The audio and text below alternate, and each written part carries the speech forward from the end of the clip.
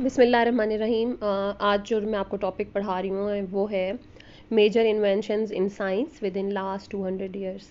Basically ये जो है आपकी 19 सेंचुरीज़ और 20th सेंचुरी में जो इन्वेंशंस हुई हैं, जो डिस्कवरी हुई हैं, मतलब इन्वेंशन होता है ईजाद, कोई चीज़ नई बनाई जाए तो उसे ईजाद कहते हैं। और डिस्कवरी जो ऑलरेडी पहले से चीज़ें मौजूद होती हैं और उसको आप जान लें तो उसको डिस्कवरी कहते हैं। ठीक है, तो सपोज़ आपकी बॉडी में कोई ऑर्गन काम कर रहा है तो उसके बारे में आप जानते हैं तो डिस्कवरी है। और इन्वेंशन, आप कोई नई मशीन बनाते हैं, फॉर एग्जांपल आपने थर्मामीटर बनाया है तो दैट इज़ इन्वेंशन। तो ये 19th सेंचुरी और 20th सेंचुरी की ना हम चीज़ें पढ़ रहे हैं, क्या क्या हुआ इसमें। तो बहुत वास्ट है ना बहुत ज़्यादा तादाद में चीज़ें इन्वेंशन हुई और डिस्कवरी हुई। मैं बस जनरल यहाँ पे थोड़ी सी आपसे डिस्कस कर रही हूँ। बाकी ये टॉपिक आपको मैं इस तरह से पढ़ाऊँगी कि आप इसे फिर ख़ुद लिख सकेंगे। तो इसमें जो है आपको मैं थोड़ा थोड़ा बताने लगी हूँ हर फील्ड के बारे में। इसमें सबसे पहले जो है वो केमिस्ट्री के बारे में, उसकी इन्वेंशंस और डिस्कवरीज़ हैं। तो केमिस्ट्री के बारे में आपको पता होना चाहिए कि पहले जो यूनिवर्स के बारे में कॉन्सेप्ट था वो ये था कि हमारी जो कायनात है वो 4 चीज़ों से मिलके बनी है। एक अर्थ यानी ज़मीन, सॉइल वगैरह, मिट्टी को कहा गया, हवा, पानी और आग। तो फिर बाद में आपको पता है डिस्कवरी होना शुरू हो गई इनकी एलिमेंट की, यानी कि लोहा, चांदी, तांबा, सोना, गोल्ड, ठीक है, एलुमिनियम, कॉपर, सिल्वर। ये सारी चीज़ें जब डिस्कवर हुई हैं तो फिर उन्होंने एलिमेंट का कंसेप्ट आया कि कोई एक ख़ास हर तरह के एलिमेंट्स हैं, सिर्फ ये 4 चीज़ें नहीं हैं जिससे सारी कायनात मिलके बनी है। फिर आइडिया ऑफ एटम आया। एटम क्या होता है कि सबसे छोटा ज़र्रा, जो सबसे छोटा पार्टिकल किसी भी केमिकल रिएक्शन में हिस्सा लेता है, सबसे छोटा पार्टिकल जो है ज़र्रा। आखिर आप एक चीज़ को डिवाइड करते जाएं, छोटे से छोटा कर लें तो सबसे छोटा जो पार्टिकल होगा दैट इज़ एटम। फिर एटॉमिक थ्योरी आ गई। जॉन डाल्टन एक इंग्लिश स्कूल टीचर था जिसने जो है एटॉमिक थ्योरी पेश की थी। उसने कहा था कि all elements are formed of very small particle. तमाम एलिमेंट छोटे छोटे पार्टिकल्स से मिलके बने हैं और उनका नाम एटम है। ठीक है, ये जब कोई केमिकल रिएक्शन होता है तो एटम्स मिलते हैं, एटम्स जो है वो न्यू कंपाउंड बनाते हैं। ठीक है, इसके अलावा फिर आहिस्ता आहिस्ता डेवलपमेंट होना शुरू होगी, फार्मास्यूटिकल इंडस्ट्रीज़ बन गई। फार्मास्यूटिकल में आपकी सारी मेडिसिन आती हैं। शुरू में तो आपको पता है कि ये जो है चाइनीज़ मेडिसिन, ये जो है नेचुरल मेडिसिन, ऑर्गेनिक मेडिसिन जो है वो इस्तेमाल करते थे, मुख्तलिफ कहवे इस्तेमाल करते थे, मुख्तलिफ हर्ब्स को, जड़ी बूटियों को कूट कर उनको मिक्स करके, जो आज भी हमारे हकीम वगैरह यूज़ करते हैं। तो वही के वही मेथड जो है वो पहले यूज़ किए जाते थे। उसके बाद इसकी जो है फुल इंडस्ट्रीज़ बन गई, आहिस्ता आहिस्ता डेवलप होते 19 सेंचुरी और 20th सेंचुरी में।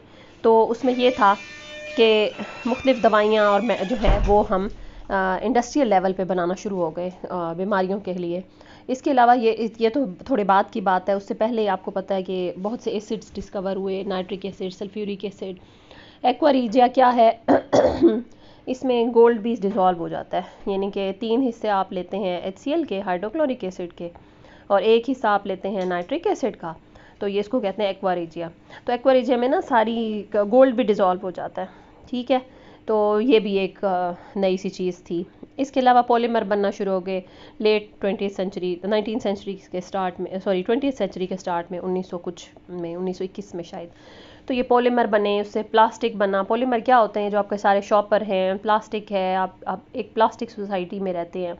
सारी आपकी किचन में इस्तेमाल होने वाली टोकरियाँ, आपकी कुर्सियाँ अब प्लास्टिक से बन रही हैं और आप एक प्लास्टिक दुनिया में रहते हैं। पानी की बोतलें हो गई, तमाम शैम्पू की, दवाइयों की बोतलें जो हैं वो प्लास्टिक की हैं। इसके अलावा नायलॉन जिस कुर्सी के ऊपर होता है, ये भी सिंथेटिकली बनाया जाता है, जिससे कुर्सियाँ नहीं बुनते। नायलॉन हो गया, सिंथेटिक फ़ाइबर। पहले तो जस्ट कॉटन से फ़ाइबर बनता था ना, अब सिंथेटिक फ़ाइबर, आपका सारा रेशमी कपड़ा जो है वो सिंथेटिक फ़ाइबर है, ये बनना शुरू हो गया। ठीक है, इसके अलावा और क्या डिस्कवरी हुई। मेंडलीव एक साइंटिस्ट था, उसने एलिमेंट को तरतीब दिया। ठीक है, तमाम एलिमेंट्स को, यानी हाइड्रोजन, फिर हीलियम, तमाम जितने भी एलिमेंट्स हैं उनको तरतीब दिया। तो उसके लिए उसने एक टेबल बनाया था, उसको कहते हैं पीरियोडिक टेबल। तो उस टेबल में क्या है, एलिमेंट्स को तरतीब से रखा गया है, जैसे सोना चांदी जो भी है उनकी तरतीब रखी गई है उनके बढ़ते हुए एटॉमिक नंबर के हिसाब से। तो ये मेंडलीव ने पीरियोडिक टेबल बनाया। फिर उसमें इम्प्रूवमेंट आती रही, गन पाउडर बना। ठीक है, ये आप देखें जो गोला बारूद हैं सारे आपके उसमें इस्तेमाल होता है, बॉम्ब्स में, एटॉमिक बॉम्ब, हाइड्रोजन बॉम्ब, ये जो है एटॉमिक रिएक्शंस होते हैं, इनमें जो है ना न्यूक्लियस के अंदर चेंज होती है। वैसे तो एटम के बाहर चेंज हो रही होती है ना, तो एटम के सेंटर में न्यूक्लियस होता है, उसमें चेंजेस आ रही होती हैं, एटॉमिक बॉम्ब, हाइड्रोजन बॉम्ब, ठीक है। अच्छा, इसके अलावा ये तो फिर एडवांस टेक्नोलॉजी आ गई। इसके अलावा जो शुरू की बात है केमिस्ट्री में, फ्रैक्शनल डिस्टिलेशन।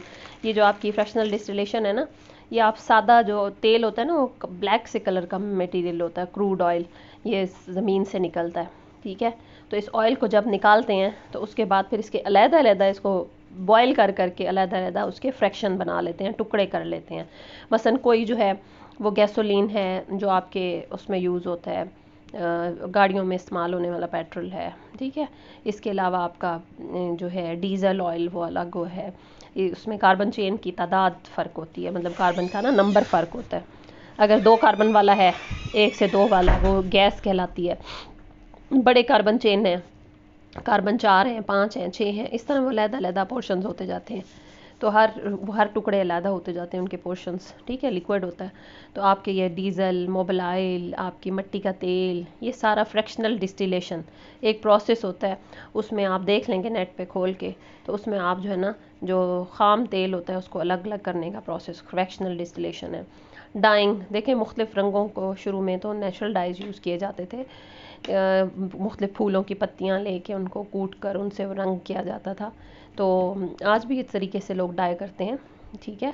लेकिन जो है नेचुरल डाई के अलावा सिंथेटिक डाइज बन गई हैं। हर चीज़ आपको देखो रंग नज़र आ रहे हैं, इधर उधर आपके प्लास्टिक में कलर्स हैं, आपके कपड़ों में रंग हैं, ये सारे जो है डाई करने से बन रहे हैं। इसके अलावा सिल्वरिंग ऑफ मिरर, ये जो आपका शीशा होता है ना, इसके पीछे बैक पे सिल्वर लगाते हैं ख़ास प्रोसेस से, उसको सिल्वरिंग ऑफ मिरर कहते हैं, जिससे शीशा बना। वैसे तो ये ग्लास है ना, ग्लास होता है जो आम शीशा जो आपकी खिड़कियों में लगा हुआ है, और एक होता है मिरर।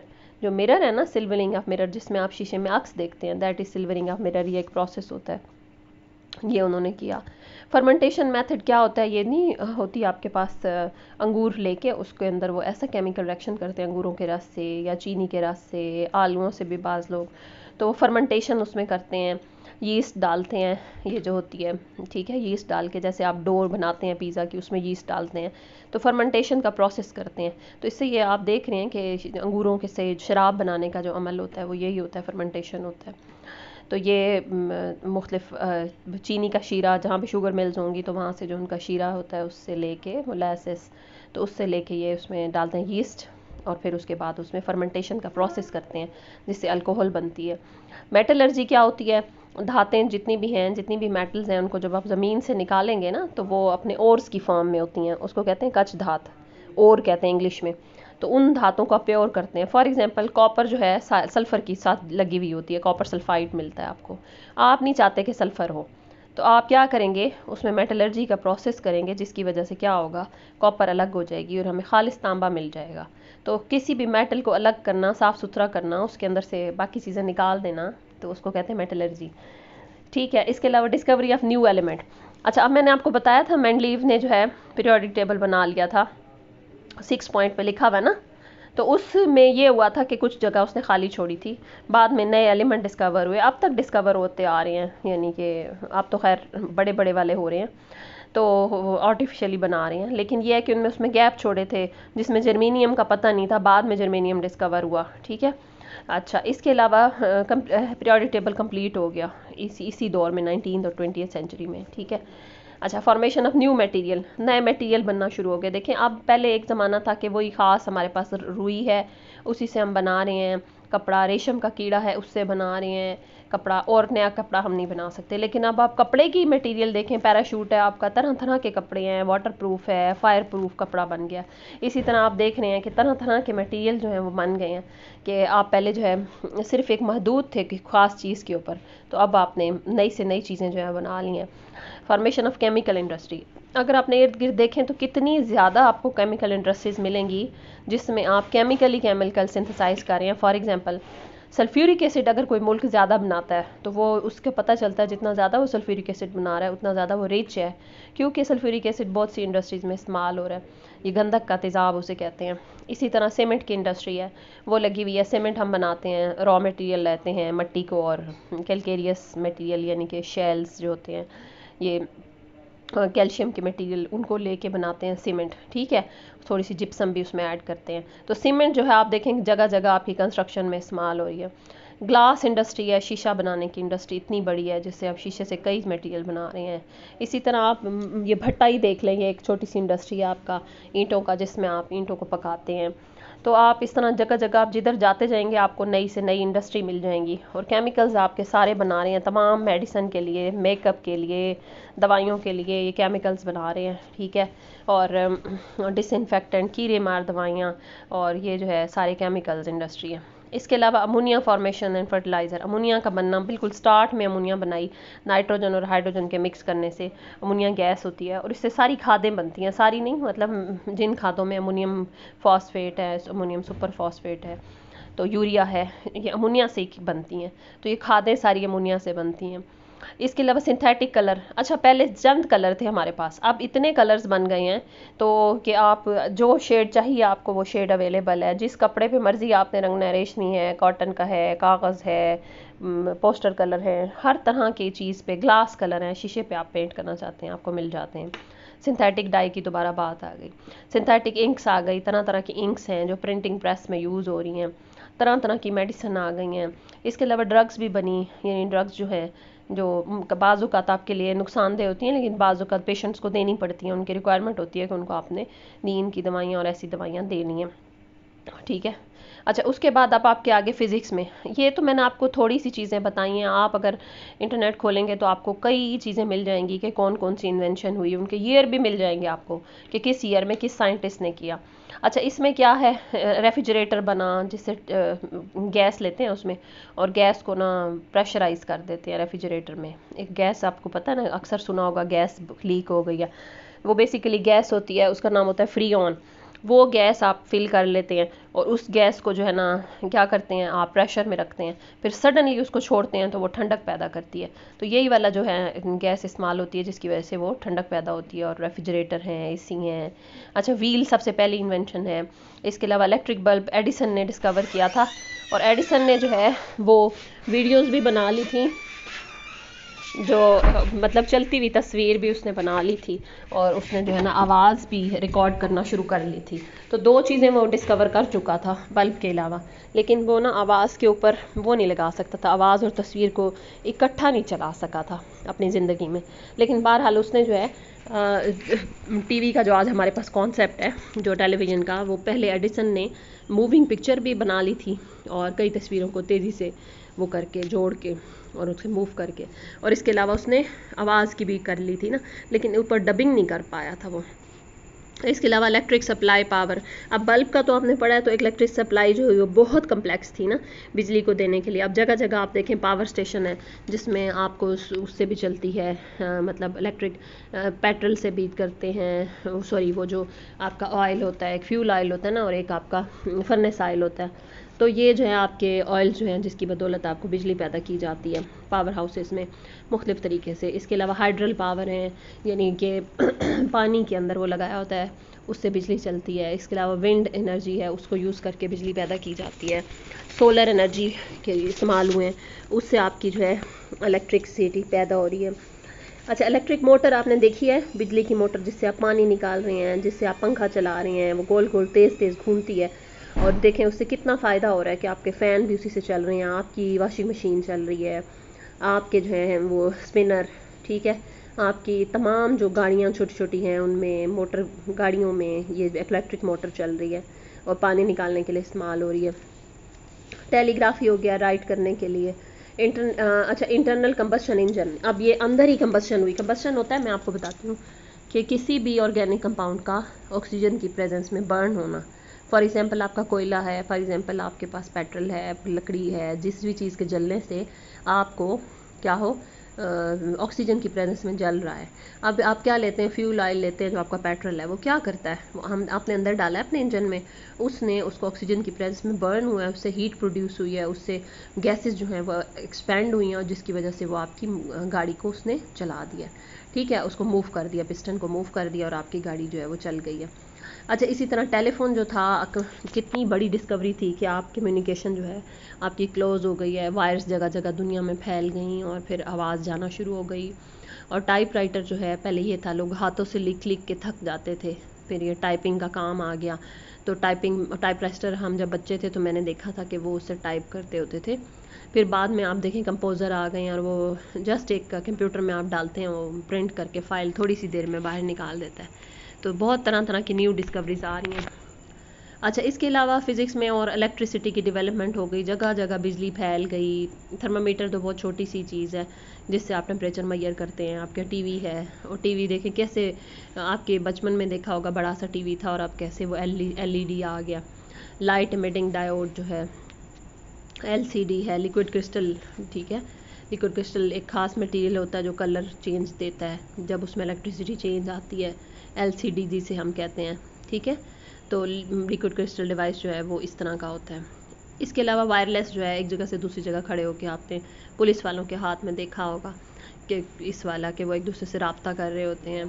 कंप्यूटर जो है वो बहुत बड़ी इन्वेंशन है। इंटरनेट इतनी बड़ी इन्वेंशन है। प्रिंटिंग प्रेस हो गई। अच्छा, अब नई नई इन्वेंशंस आ रही हैं उनमें आर्टिफिशियल इंटेलिजेंस है, जिसमें मैंने आपको पहले भी बताया था कि एक टॉकिंग कंप्यूटर भी डिस्कवर हो चुका है जो कि ह्यूमन की शक्ल में रोबोट्स आ गए हैं, और वो आप जो सवाल करें वो आपको आंसर देता है। और आप यही देखें आपके इंटरनेट पे जो गूगल है वो क्या चीज़ है, आप जो क्वेश्चन लिखते हैं, जो बात लिखते हैं, वो आपको सर्च करके कितने ही क्विक आपको सर्च इंजन में निकाल के दे देता है, ठीक है।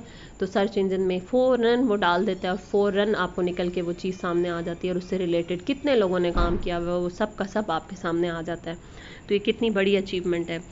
इसके अलावा मेडिसिन में डिस्कवरी, एंटीबायोटिक्स क्या होती हैं, जितने भी बैक्टीरिया वगैरह हैं उनको किल करने के लिए दवाइयाँ जो इस्तेमाल होती हैं उनको किस तरह से डिस्कवर की जाती हैं, आपको अंदाज़ा नहीं है कि शुरू में पहले केमिकल्स बनाए जाते हैं, फिर उनको टारगेट कर होता है, किस चीज़ पे जाके वो टारगेट कर रहे हैं, ठीक है। कौन सी देखते हैं कि वो जो कंपाउंड्स हैं जानवरों में देते हैं, डालते हैं जानवरों में, वो कहीं उनको मार तो नहीं देते, फिर वो किस चीज़ को हिट कर रहे हैं, क्या बीमारी को ख़त्म कर रहे हैं, और ज़्यादा डिजीज़ तो नहीं डेवलप कर रहे। फिर उसके बाद उसको जो है phase 1 trial, phase 2 trial, phase 3 trial लेते हैं। मतलब पहले आप चंद लोगों पे करते हैं, जानवरों पे, फिर इंसानों पे, फिर इंसानों की थोड़ी सी उस पर, फिर पूरे वर्ल्ड में जगह जगह मुख्तलिफ लोग तरह के लोगों को करते हैं टेस्ट। कहीं 10 साल जाके लगते हैं तो फिर आपकी एक मेडिसिन जो होती है वो डिक्लेयर होती है कि हाँ जी एक दवाई है, आप इसे यूज़ कर सकते हैं। और बैक्टीरिया को किल करने के लिए जो इस्तेमाल होती हैं एंटीबायोटिक्स होती हैं। वैक्सीन क्या होता है, वैक्सीन में हम ये करते हैं कि कोई भी वायरस या कोई चीज़ है, अब हमें उसकी इलाज नहीं मिल रहा तो हम क्या करते हैं कि हम ना उसकी डेड फॉर्म ले लेते हैं, हम उसको ना मरे हुए उसके जो है वायरसेस या मरे हुए बैक्टीरिया ले लेंगे, वो हम बॉडी में इंजेक्ट कर देते हैं। अब हमारी बॉडी ये समझती है कि बाहर से जी वही वाला बैक्टीरिया आ गया है, हमारी बॉडी उसके खिलाफ इम्यूनिटी जो है वो कर लेती है, उसके खिलाफ क़ुव्वत मुदाफ़ियत जो है वो पैदा कर लेती है, जिसका नतीजा ये निकलता है कि वो जो है वैक्सीन हम देते हैं तो जैसे कोरोना वायरस आ गया उसकी वैक्सीन डाली है, वो डेड वायरसेस डालते हैं, जिससे ये होता है कि वो आपका जो है बॉडी उससे पहले ही तैयारी करके बैठ जाती है। अब जब जिंदा वायरस आएगा भी तो वो उससे नुकसान नहीं पहुंचाएगा।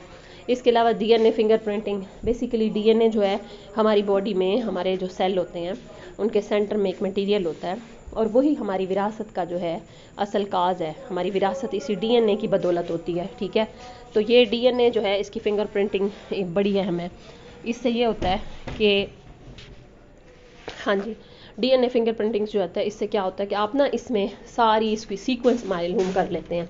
इसमें 4 तरह की बेसिस है, एडेनिन, ग्वानिन, साइटोसिन और थायामीन। ये बेसिस आप डीएनए जब पढ़ेंगे ना आपको समझ आ जाएगा। तो ये डीएनए जो है ये इसकी सारी सीक्वेंस तरतीब जो है उसके बारे में अब पता चलाना शुरू कर लिया है। और अगर कोई जेनेटिक डिजीज़ हो जाती है, जैसे बच्चे जो है अब नॉर्मल पैदा होते हैं, तो उसको पहले से ही ट्रीट करने के लिए अब कोशिश की जा रही है। क्लोनिंग क्या है कि एक है ना बच्चा, वो अपने पेरेंट्स से रिजेंबल करता है, थोड़ा सा माँ से, थोड़ा सा बाप से। लेकिन क्लोनिंग में क्या होगा, जो न्यू जनरेशन बनेगी ना वो एक ही पेरेंट्स से के सेल से बनाएंगे, जिससे हू बहू माँ के जैसा या हू बहू बाप के जैसा होगा, उसमें ज़रा भी फ़र्क नहीं होगा। तो दैट इज़ क्लोनिंग। और उसमें एक डॉली उन्होंने एक पहले शीप बनाई भी है, उसका नाम डॉली है, तो आप उसे देखें नेट पर निकाल के, तो वो डॉली बड़ी अच्छी सी शीप है, पहले क्लोनिंग की उन्होंने, ठीक है। अच्छा, टिशू कल्चर करना कि बाहर निकाल के टिशू कल्चर कर लेते हैं। अब ऐसे होता है ना, कल्चरिंग जब हम करते हैं ना, टिशू कल्चर टेस्ट करते हैं, फॉर एग्जांपल आप क्या करते हैं एक इंसान के वो ले लिया ना, ब्लड सैंपल ले लेते हैं और फिर उसको उसके ऊपर बैक्टीरिया का उसमें एंटीबायोटिक डाल डाल के देखते हैं, उसको कल्चर कर लेते हैं, बाहर ग्रो करते हैं और फिर उसके बाद एंटीबायोटिक देखते हैं कौन सी एंटीबायोटिक जो है वहाँ पे बैक्टीरिया को मार रही है। तो बजाय इसके कि एक बंदे को आप कई तरह की एंटीबायोटिक्स खिला दें और फिर उस बेचारे को इतने तजर्बे करें, तो उसके ब्लड सेल से बाहर लेके उसकी टिशू को कल्चर करके, यानी उसकी टिशू को डेवलप करके उस पर दवाइयाँ डाल डाल के देख लेते हैं कि कौन कौन सा जो है वो बैक्टीरिया, उनके अंदर जो बैक्टीरिया आ रहा है उस बंदे में, तो वो कौन सा जो है वो उसके ऊपर वो हो रहा है, एंटीबायोटिक ज़्यादा अच्छी असर कर रही है, तो वो वाली एंटीबायोटिक फिर खिला देंगे। इम्यूनोलॉजी जो होती है, इम्यून सिस्टम, आपको पता होगा कि इम्यून सिस्टम क्या होता है, कि जब आपके बीमारी कोई आएगी तो उसके खिलाफ क़ुव्वत मुदाफ़त पैदा करने के लिए इम्यून सिस्टम होता है। एनेस्थीसिया बेहोश करने के लिए इस्तेमाल होता है। एक्सरे आपको पता है कि अगर कोई हड्डियों का फ्रैक्चर है, कुछ है, पता कराने के लिए हो गया। इसके अलावा डिस्पोजेबल कैथेटर, कैथेटर जो है आपको पता है ये पेशाब की नाली जो लगाते हैं, ठीक है। सीटी स्कैन, जिससे आपकी पूरी बॉडी का जो है वो स्कैन हो जा कर किया जा सकता है। और बड़ी मॉडर्न टेक्निक अब आ गई है MRI। MRI क्या है? Magnetic resonance imaging. इसमें बहुत बड़ा मैग्नेटिक लफ्ज़ लिखा हुआ है ना, बहुत बड़े मकनातीस के अंदर, मैग्नेट के अंदर इंसान को लटा देते हैं, तो वो सारी बॉडी मैग्नेटाइज कर देते हैं और फिर उसकी इमेजिंग देखते हैं, यानी कि पूरी पूरी तस्वीर अंदर से आ जाती है, हर रुख से, हर डायरेक्शन से, और पता चल जाता है कि कौन से टिशू में क्या बीमारी है, कोई ट्यूमर है, क्या है, सब पता चल जाता है, ठीक है। उसके बाद अब आ गई इंडस्ट्री। हैवी इंडस्ट्री में देखिए स्टीम इंजन बना, ट्रेल्स बन और रेलवे बनी, ट्रेन बनी, ठीक है, रेलवे लाइंस बनी। इसके अलावा बाइसिकल तो छोटी चीज़ है, गाड़ियाँ, जहाज़ हो गए, जेट हो गए, रॉकेट हो गए। इसके अलावा क्रूड ऑयल की रिफाइनिंग, ट्रैक्टर, थ्रेशर, बड़ी बड़ी जो आपको मशीनरीज नज़र आती हैं, टरबाइन होते हैं, बड़ी बड़े डैम्स बने। हैवी इंडस्ट्री की मशीनरी इतनी बनी, जगह जगह मशीनरी आप जाके देखें, किसी भी इंडस्ट्री में बहुत बड़ी बड़ी मशीनरीज लगी हुई हैं। व्हीकल्स हैं, कार्स हैं, बसेस हैं। इसके अलावा पॉलीमर बनाने के लिए बड़ी बड़ी इंडस्ट्रीज जो हैं वो लगाई गई हैं। अब आ गए ग्रीन रेवोल्यूशन। ग्रीन रेवोल्यूशन में आप, अब इसमें इतना मटेरियल मैंने आपको कवर ही नहीं कर सकती, इतनी वास्ट 19वीं सदी की जो इजादात हैं वो इतनी ज़्यादा हैं, जो आप ख़ुद नेट पे ढूंढ के सर्च करके अपनी मर्ज़ी से भी लिख सकते हैं, ऐड कर सकते हैं इसमें। अच्छा, एडवांसमेंट इन क्रॉप्स, फसलों में इतनी हो गई, यानी पहले ऐसी फसलें थी जो कि छोटे छोटे दाने पैदा कर रही हैं, मोटे दाने वाली। अब ऐसा अंगूर आ गया जिसमें बीज ना हो, ऐसा है आ गई है जल्दी जल्दी फसल तैयार हो, ज़्यादा फसल तैयार हो, और कीड़े मारदवियात आ गई हैं, वीड्स ख़त्म करने के लिए आ गया है। अब तो आप देखेंगे पानी के अंदर ना, आप खोल के देखें नेट पे, आपको नज़र आएगा कि सिर्फ पानी के अंदर, पानी के लंबे लंबे पाइप हैं और उनके अंदर सुराख है, वो पाइप जा रहे हैं, उसके अंदर वो जो है ना वो कल्टीवेशन कर रहे हैं और पौधा उसके अंदर लगा देते हैं, तो उस पर उग रहा है, पानी रोटेट करता जा रहा है उसमें, बजाय आप ज़मीन को इस्तेमाल करें, वो उन पाइप्स में उगा रहे हैं। इसके अलावा उन्होंने हैंगिंग गार्डन बना लिया। आप इमेजिन करें कि उनके क्या है कि एक कमरे के अंदर ही वो क्या करें, ऊपर एक फट्टा है, उसके ऊपर दूसरा फट्टा लटक रहा है, उसके ऊपर तीसरा फट्टा सा लटक रहा है, और उसके ऊपर उन्होंने वो मिट्टी रख के और ग्रो कर लिया, तो वो मुख्तलिफ मंजिलों में जी, एक कमरे में मुख्तलिफ मंजिलों में 1-1 फुट के ऊपर वो जो है ग्रो कर रहे हैं, और वहाँ जी पालक उग रही है। जापानीज़ ऐसे ही करते हैं, तो उनके कमरों के अंदर, उनके बड़े बड़े हॉल्स के अंदर जी वो सब्जियाँ उगा रहे हैं, तो उन्हें हमारे से लेने की ज़रूरत ही नहीं है। एक ज़माना था कि वो हमसे मांगते थे कि जो एरियाज़ हैं कल्टीवेशन वाले उनसे लें, वो अपने नए नई जदीद तरीके निकाल रहे हैं। इसी तरह डेयरी की कई प्रोडक्ट्स आ गई हैं, उनको प्रिजर्व कर लेते हैं, दूर दूर तक अपनी ये दही, मक्खन, घी ये सारा भेज रहे हैं, ट्रांसपोर्ट कर रहे हैं। पोल्ट्री की डेवलपमेंट हो गई है, मुर्गी की ऐसी अच्छी ब्रीड्स आ गई हैं, ऐसी अच्छी उनकी नस्लें आ गई हैं, जिससे आप जो है 30-40 दिन में मुर्गी का बच्चा बड़ा हो जाता है। लाइव स्टॉक में बकरियां और ये सारी चीज़ें आ जाती हैं, तो इनकी इतनी अच्छी तरीके से बड़े बड़े फॉर्म्स बन गए हैं, और दूध दोहने के लिए भी आपको ये नहीं है कि एक बंदा थकेगा, तो वो पूरी मशीनरी आ गई है। तो साइंस की ये सारी एडवांसमेंट जो 19th और 20th सेंचुरी की है, 200 साल आप कह लेंगे उनको, ये सारी आपने जो है ना राइट अप करनी है। इसके अंदर आप चेंज भी कर सकते हैं, लेकिन अथेंटिक नॉलेज होना चाहिए, ठीक है। और इसमें आपका क्वेश्चन डिफरेंट तरीके से आ सकता है, 19th सेंचुरी की भी आ सकती है, या एक ख़ास टॉपिक पे आ सकता है कि 19th सेंचुरी में मेडिसिन में क्या हुई, तो मेडिसिन जो है उसमें आप लिख सकते हैं कि वो अद्वियात और डायग्नोसिस और बीमारियों में, इन सारी चीज़ों में आप सारा लिख सकते हैं topic. Thank you so much.